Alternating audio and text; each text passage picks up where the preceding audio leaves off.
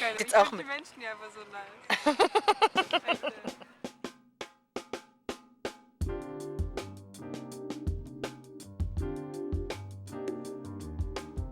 Kopftuch zu tragen war für mich schon, also ich wusste, dass es schon immer ein Teil der Religion ist auf jeden Fall. Und dann war aber auch ein großer Punkt halt, dass ich einfach gesehen habe, wie stark sich das Bild der Muslime auch heutzutage ändert in der Welt und eigentlich zum Negativen. Und dadurch, dass ich halt eine Frau bin, auf die viele Stigmas quasi dann auch fallen, wollte ich halt entgegenwirken und irgendwie so ein Statement setzen, dass eigentlich viele muslimische Frauen halt selbstständig sind, gebildet sind und trotzdem sich dafür entscheiden können, das Kopftuch zu tragen und dadurch nicht eingeschränkt sind. Also lustigerweise hat meine Mutter, die erste Reaktion meiner Mutter, als ich es aufgesetzt habe, war, ja, du wirst ja keinen Job finden. Und ich dachte mir so ernsthaft, also meine Mutter ist Deutsche, ist aber konvertiert und trägt selber kein Kopftuch. Und ich dachte mir so ernsthaft, wenn ich dadurch keinen Job finde, dann ist es mir das einfach wert. Also ich meine, der mich nicht nimmt, weil ich das trage, bei dem will ich auch gar nicht arbeiten, so auf die Art. Also ich habe mich nie eingeschränkt gefühlt. Manchmal muss ich sagen, ich meine, ich sehe halt nicht deutsch aus, ne? Aber ich sehe auch nicht ganz ägyptisch aus. Die meisten haben immer gedacht, ich bin so Spanierin oder so oder Italienerin. Und an sich habe ich nie irgendwelche negativen, also was heißt irgendwelche negativen, ich habe mich einfach frei gefühlt, ich habe auf alles so geschissen eigentlich. Und dadurch, dass ich eher so einen Hippie-Stil auch habe, von Kleidung her, hat man mir nie angesehen, dass ich Moslem bin.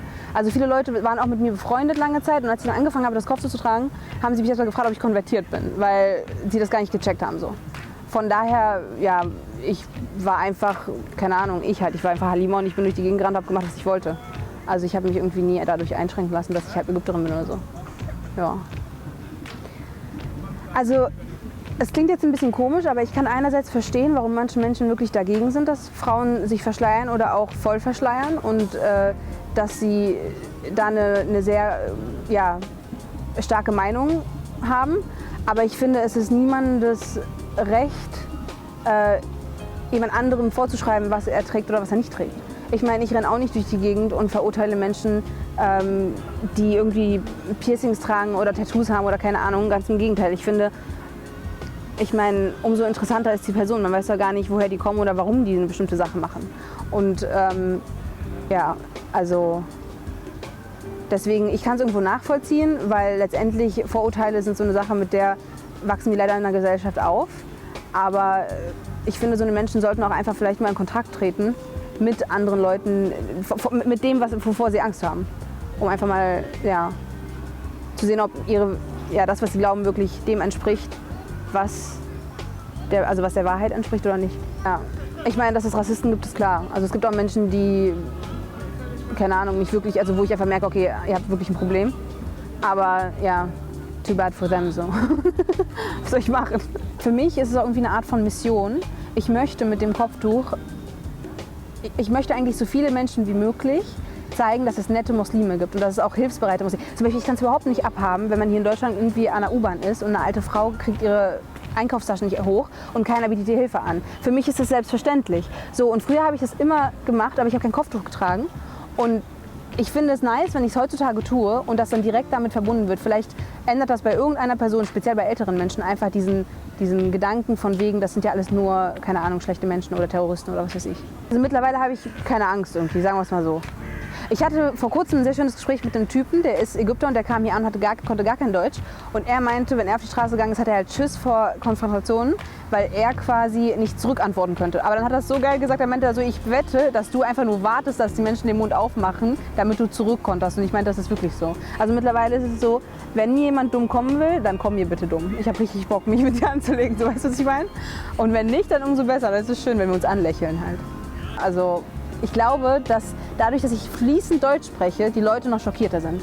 Weil die von Anfang an immer denken, ja, du gehörst hier gar nicht hin. So.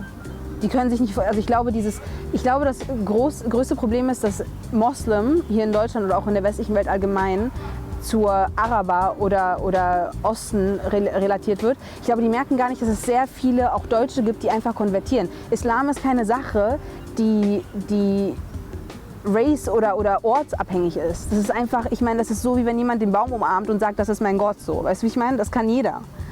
Das ist einfach so. Und ich glaube, die Menschen checken noch nicht, dass es da so einen Link gibt. Ich meine, ich kann Deutsche sein oder einfach nur Mensch und egal an was glauben. Also viele Frauen sagen immer, you never have a bad hair day. Ich finde, das ist Schwachsinn, weil so, ich habe mir nie Gedanken, also was heißt nie, ich habe mir selten Gedanken um meine Haare gemacht. Für mich, aber ich kann auch nur für mich sprechen, weil ich kenne sehr viele Leute, die Kopftuch tragen und die fashion-oriented sind. Ich persönlich finde, dass es mich einfach befreit von diesem Schema, ich muss schön sein, um akzeptiert zu werden, oder ich muss sexy sein, um akzeptiert zu werden, oder ich muss, keine Ahnung, ja, mein Aussehen ist das Wichtigste. Das Erste, was man sieht, ist, wie du bekleidet bist und wie du ausschaust, ne, ist klar. Aber ich versuche mich zumindest durch mein Leben immer von so superficial, so oberflächlichen Dingen einfach zu befreien. Und für mich ist Kleidung und Fashion und einkaufen zu gehen und shoppen zu gehen und so eine Sachen einfach ein Teil davon. Und Kopftuch zu tragen hat mich eigentlich ermutigt, noch ein Stück weiter weg davon zu kommen. Und ich muss sagen, dadurch, dass ich diese Entscheidung auch selbst getroffen habe, also ich fühle mich dadurch eigentlich selbstständiger, weil das ist jetzt eigentlich ein bisschen paradox, weil viele denken immer, dass Männer die Frauen dazu bringen, quasi Kopftuch zu tragen. Aber ich habe diese Entscheidung halt selbst getroffen und für mich ist es halt nochmal eine Bestätigung dafür, dass ich wirklich selbstständig Entscheidungen treffen kann. Auch so krasse Entscheidungen, weil meine Mutter selbst war eigentlich ein bisschen skeptisch. Mein Bruder, dem habe ich gar nichts darüber erzählt, der hat mich abgeholt am Flughafen und meint so, ist dir zu kalt oder was? Und ich dachte so, nee Alter, ich trage jetzt Kopftuch. Und er so, wie? Okay, alles klar. Der hat das erstmal gar nicht gecheckt so. Und für mich ist es einfach so, okay, ich bin meine eigene Persönlichkeit und ich kann das einfach entscheiden. Und wenn ich keinen Bock habe, dann ziehe ich es auch wieder ab. Also das ist für mich so, das ist halt meine Sache. Meine Mutter wohnt direkt am Kudamm und wenn ich da langlaufe und die Leute sehe, die halt voll aufgetakelt sind und mir denke, ernsthaft, ihr verurteilt mich und ihr seid eigentlich Sklaven dieser Welt und dieser ganzen Corporations und Consumerism und all so ein Scheiß. Aber dann erinnere ich mich wieder, ich meine, wer bin ich, um zu urteilen? Vielleicht fühlen die sich wirklich wohl, vielleicht sind die wirklich zufrieden. Ne? Ich meine, andererseits mache ich ja nichts anderes als das, was sie eigentlich mir auch antun. Und dann denke ich mir so, whatever, sollen sie machen, was sie wollen. Aber es ist wirklich so. Ich meine, wer ist wirklich frei? Letztendlich ist derjenige frei, der das tut, worauf er wirklich Bock hat.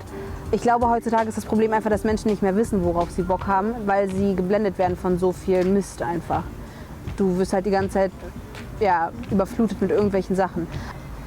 Ich könnte mich hinstellen und hochnäsig sagen, die Leute, die dem Fashion und der ganzen Mode und so unterliegen, die sind nicht frei.